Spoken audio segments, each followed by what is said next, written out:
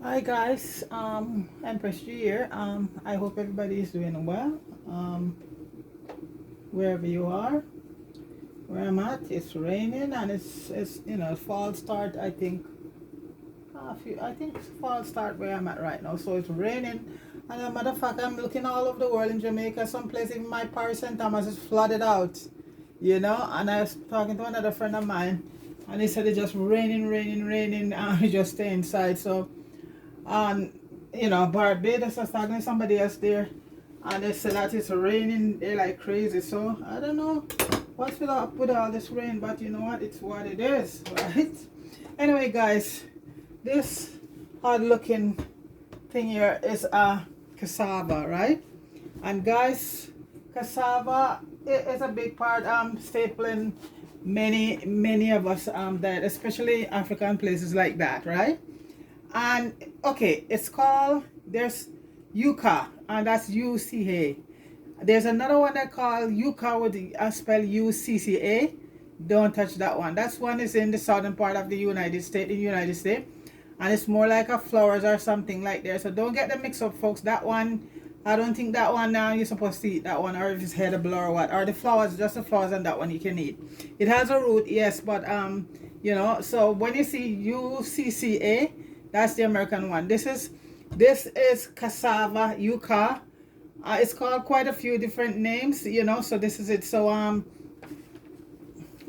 basically, what's the name is called? It's called manihot, manok, tapioca, mano, mandioca, a lot of different name. Okay, so guys, this been around for a while now, quite many, about 8 to 10,000 here, and it's been domesticated. Okay, so you know what, and this is grown on numerous places all over the world, right? And cassava, a lot of people might say it has starch. Yes, it has starch, folks, but this starch in the cassava is called resistant starch, just like the same starch you would find in green banana. I think also in sweet potato. Okay, so what resistant starch is, guys, it how it works is like resistant starch, it digests, it doesn't break down in your colon system like in most of any other stuff you eat, right? Instead, it travel all the way and go into your large intestine, and there's where it feeds the friendly bacteria, so it works.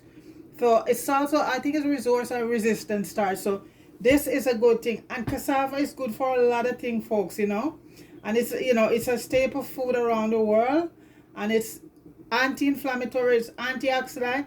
Guys, even the leaf can be used for dressing.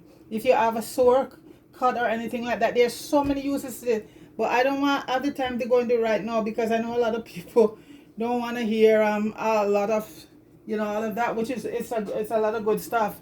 So guys, so what I'm saying with cassava, even for a diabetic person, this starch is the starch that you can use, and you can have this along as long as you have a healthy diet most of the time, guys. When I say mean, you're not gonna have rice and have dumpling and have a lot of stuff with this every day, right? So cassava is it is a good thing, guys. You should go up, and they're doing so much research on it, but for today we're gonna make some cassava chips. And guys, when you have the cassava chips, it's totally different from potato chips, because potato fries, once you fry potato in few minutes, it cold and soggy. Unlike the cassava stay up crispy and nice. So right now I'm gonna show you on, like, the main thing I do with cassava, I use it in my flour make dumpling cassava, and I also, bami is a very popular thing for me, what I use it for. Okay, and the chips here I do also. So today I'm doing some of the chips, and I thought I'll show you how to do it. So this is the cassava. The outside here, guys, is very thick. The skin is very thick, so I'm gonna cut it in okay, so this is it here, folks. It's very hard. It's a very hard to cut into. I'm trying to get off the part that's not edible, and Okay, so this part here is the head, and these are not edible, so let's throw this aside. So there's a way that somebody showed me how to peel it, but guys, sometimes I forgot, so I just basically peel, you know, and you just make sure you peel it the way my friend showed me. Yeah, I would go like this and something like that. You mark it first, but I am so you see, and it just, you just go right around and it comes off very easily like that. Okay,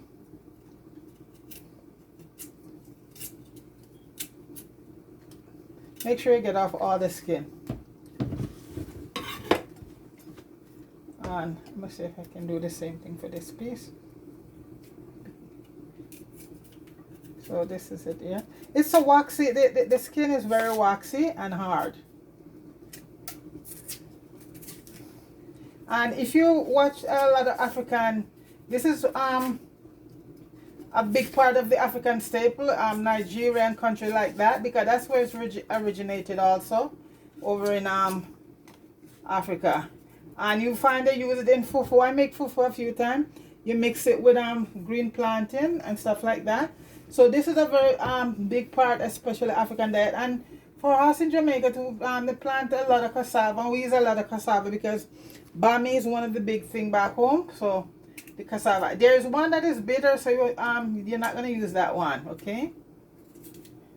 And do not eat it raw, guys, because at a raw farm you could get sick, you know, from it, stomach ache or stuff like that. So do not eat it raw. So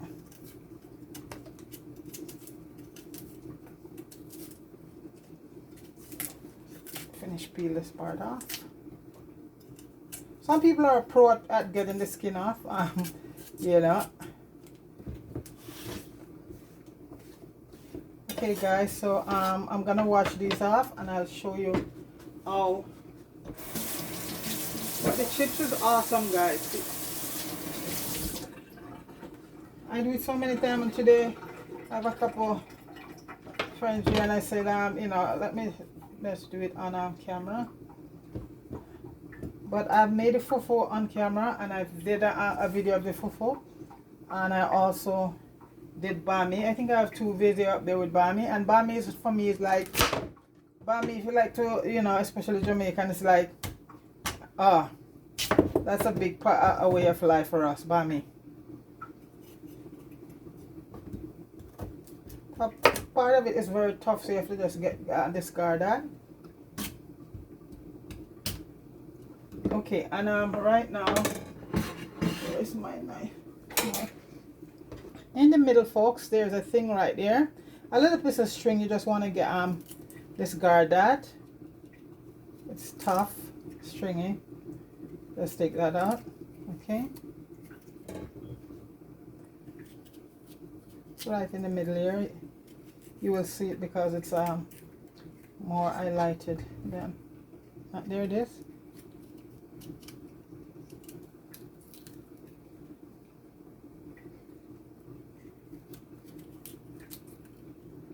See, that's it right there. So you want to make sure you remove that.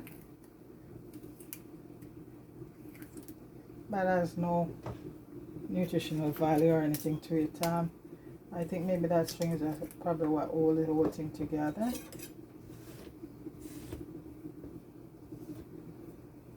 I think there's another piece. Let's stick it there.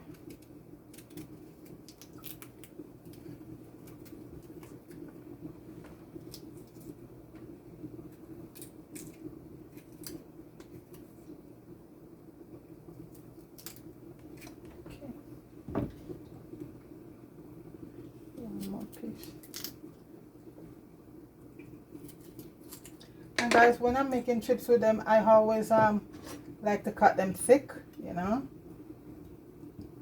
But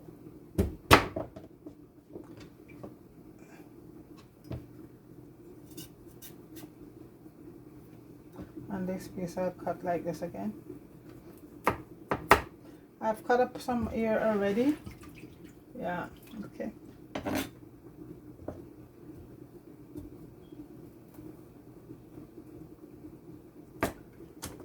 like I said, folks, it have so much. When I went in and, I use it a lot, but I just decided to go in and read up on it, and they're doing so much research on this because the starch that it have in it is the good starch, resistant starch, and that's what the body needs. So it's a fascinating thing, guys. So if you want to know a lot more about this, you just go in and Google it, cassava and all the many benefits, and there's tons. Like I said, I don't want to get into a lot of that today because I know some people, guys, don't want to hear a lot about that. They want to just get to the video and whatever you have to do, but I still want to pass off some information because there's people out there that want to know how things are done. So this is why I give him that amount, a little bit amount there. It's good. Also, it lower your blood pressure, and it's good for your highs. In African dishes, they use the cassava leaf in when they're making fufu, right? And they're making the soup, and the soup is where they cook up all the meat. And so if you go to a lot of African store, you'll find cassava leaf frozen. That's where a lot of the nutrient is, and that is used in African dish so much, the cassava leaf, so this is it. So if you go to African store, there's many African store here in Toronto, you'll find cassava leaf. So the cassava leaf will cook up with all the meat, because when they're making their dish for their fufu, they use fish, they use chicken, they use oxtail, they use cow foot. It's just a blend, and that cassava leaf, I have it before, guys, and I couldn't believe I was eating cassava leaf. It is so good, so good. So a lot of nutrient is in the leaf, so you could just steam it down like that. So guys, I have some more water boiling right now. So what's gonna happen that I am gonna just boil them off a bit, and then I'll take them out and I'll just fry them. And you can have them with whatever you want to have them with. So so this is it here, guys. So I had these soaking off for not for too long. I was cutting these, so the water now I'm just gonna let boil. It was boiling, so let it boil up, and you can put a little bit of salt in it if you want, but I don't put salt in mine, and it tastes good because whatever you're gonna heat it with, you already have salt there. So guys, I'm gonna wait for the water to sit down, reheat it, then I just put them in and then come back and fry them. It's a easy dish, and as I said, cassava can be done in so many different ways, with it. Just the same way you're gonna do your potato salad, substitute the cassava, and guys, that is an awesome salad. Awesome. Same way you would boil the cassava, cut them up in pieces and boil them. Okay, so this is it. So I'm just gonna put them in right now, guys, and they're gonna boil for maybe about 10 minutes or so till they get tender. And as I say, you can add a little salt to it. I'm not gonna add any to mine because I've been done them many times and without salt, because whatever else you're gonna have them with, we're gonna have them with salt in it. So those gonna boil for about 10 minutes, and then I come back and we start frying them. Okay, yes guys, the cassava is boiled, and I'm going to throw them off, and I don't even have to put them in any cold water to start the cooking process. Just going to throw the water out, and the oil is heating right now with some nice piece of garlic in it. So I'm just going to throw the water off. So how to cook cassava, once you go straight through them with no resistance. You don't want them to overly cook soft, but you want them to cook at a point that they're good, because you don't want to cook them. So okay, see, this is what they look like right now. Okay, and you don't want to overcook them, and the oil has been heated. Let me try one. Yeah.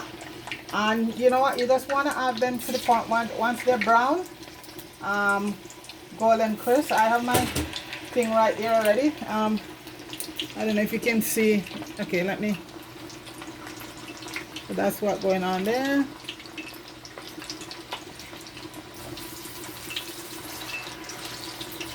You want them to get very just golden crisp, and you take them out. And they're gonna be very crispy because of the starch content. So this is why I'm saying these, when you compare the potatoes, these stand up a lot longer, crispy on the outside and nice and chewy on the inside. Unlike potato, you know, especially those McDonald's one, them people who eat those fries. Once they take them out of that oil and you a few minutes, and they're just soggy, very soggy. So that's it right there. But these cassava holds up pretty good.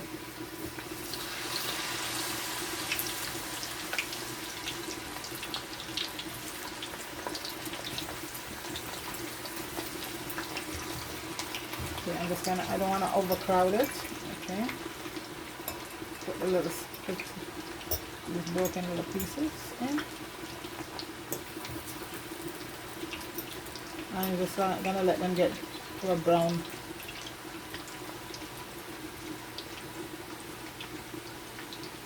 That part that making all that bubbling, folks, weird. It's cool and cool today, so we just decided to do, you know me already, I love my soup, so doing a nice split pea soup today. So that's my split pea, and put some salt beef in it going right now. So that's gonna be a very nice light split pea soup. You can feel the crispness start already on them. So those are, you want to make those get golden brown. Little pieces can go in, all the little pieces. So guys, those are going to be fine for a little bit because they have to get very brown. So we're going to come back, okay? Alright. Yes guys, the fries are done. And guys, listen. See that? That's how crispy they are. Yeah. Look at this. That's how crispy they are. You know? Wow. Well guys, I'm just gonna plate some right now. Listen to that. Crispy. That wouldn't happen with potatoes, you know?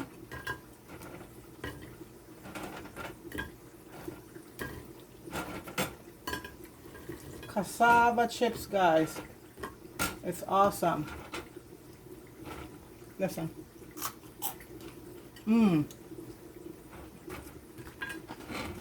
Yes, and guys, we're gonna be having these with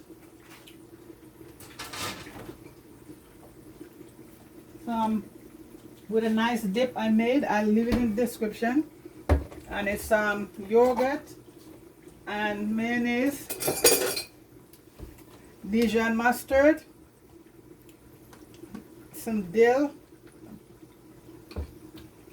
bit of honey, garlic.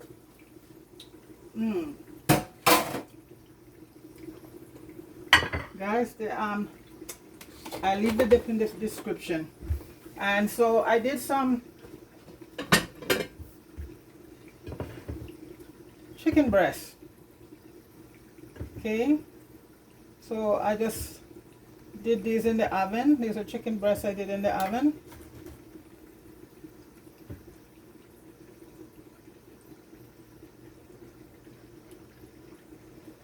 Okay, so that's what we're gonna have. And guys, let me try one with the dip.